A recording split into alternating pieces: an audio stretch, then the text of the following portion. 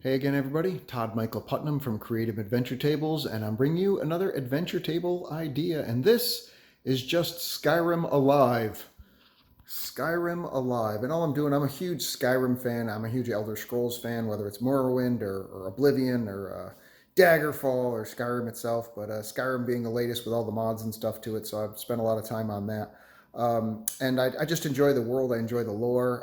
I enjoy the experience.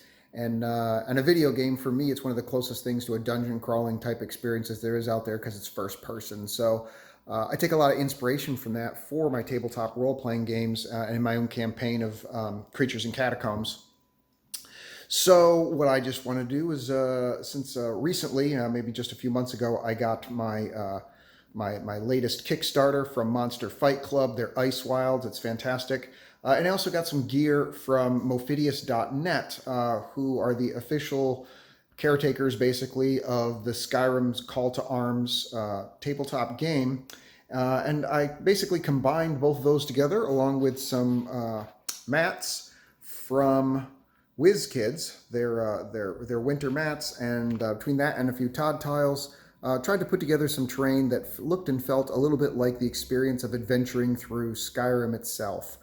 So just everyone knows Bleak Falls Barrow and the iconic arches basically that go up there. So and those are in several places throughout the Skyrim landscape. Of course, there's a word wall that's over there, and I even have like the little blue flashing that goes when you get close to the word wall. If you've played the game, the magic comes out of it and goes into your character and gives them the ability to learn a new shout once you slay a dragon.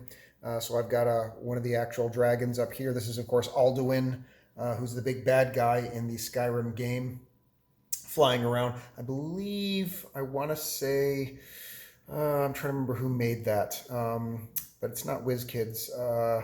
It's going to come to me in a minute.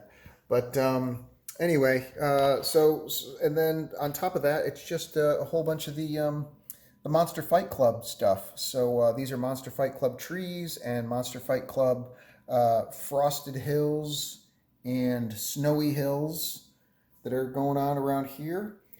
Various Monster Fight Club trees, with the exception of that Christmas tree that's not supposed to be there, but that's okay.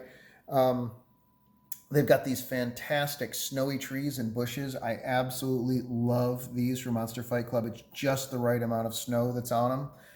So it just has a fantastic feel to it.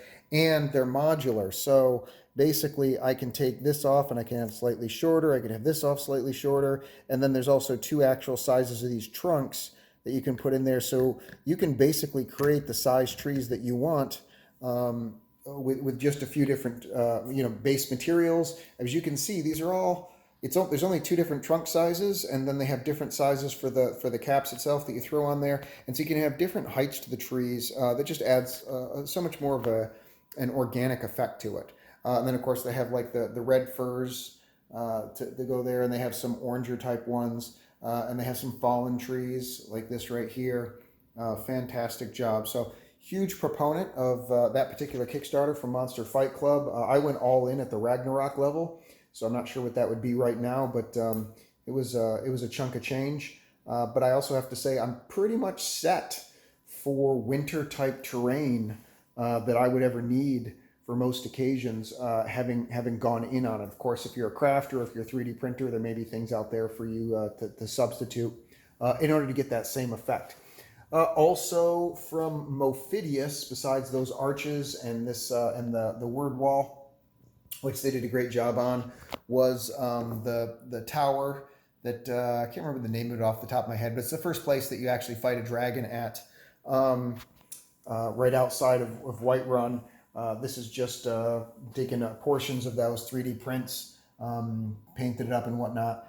And between that and then setting up some of the pathways, the snowy pathways, also from Monster Fight Club that you put down there, it does a great job. And last but not least is simply just my Todd tiles put underneath 2x2 plexiglass. And then what I did, this right here, I went to, I don't remember if it was Deep Cut Studios. I can't remember who it was, to be completely honest. Maybe it was Warzone Studios. I don't remember because it was like a year or so ago. But I basically, you go to any one of the companies that allows you to create your own 3D maps, battle maps. And I basically said, cut me some, 6 or so of these snow ones. And I also did some field ones and stuff like that in a 2x2 size. So I knew I could put them on top of the clear plexiglass. So, and I'm just going to pull this back. I don't need to use the Todd tiles all the way through covering everything. I just have to do it around the edges. So that saves the amount of Todd tiles that I use. And then throw the plexiglass on top of it for support, and then throw this on top of that. And there you go. You've got yourself a nice quick plateau that you build. So it works out great when you don't knock stuff over because you're busy working a camera. But as it was. By the way, all this stuff is nice and sturdy, especially the Monster Fight Club stuff is like a plasticky type material, so it's not going to break. If anything, you can drop it. That does good. The 3D printed stuff that comes from Ophidius, that's a different story. If I were to drop this on my tile, then there's a good chance that it could snap. But of course, you can always repair that. And then additionally, one last thing is they came out with a board game for Skyrim that I got all the options and stuff for it. And so there's all these different plastic characters that you can get for Skyrim. So I've got a whole bunch of those things that I put on here. And the detail on them is actually pretty good. They came out okay as far as that's concerned. So I can't complain. Ophidius also has some other ones that they print out that you can get. But they're really fragile, to be honest with you. They're really fragile. Almost to the point that it's not worth using them. So I was very glad for the video game, listen to me, for the board game that came out that has these same things and some other different ones that are in plastic. And so they're much sturdier. They're much less likely to break.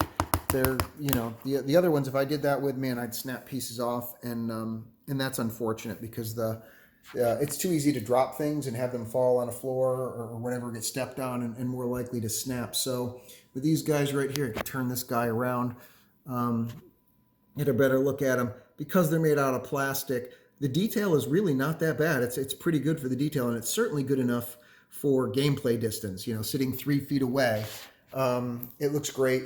And you can use those for any type of Skyrim type experience that you want to do. So that's it. Not a specific adventure for this. This was more just seeing if I could bring the countryside of Skyrim to life, so to speak, with some of the iconic landmarks like the tower and the arches and word walls and the snowy pathways and stuff, just to see what I could do to bring it to life for tabletop role-playing game experience. If you like the video, if you're enjoying the content, and if you're learning anything from this, by all means, please like and subscribe. It really helps the channel. Greatly appreciate that. And I will see you guys next adventure. Take care. Bye.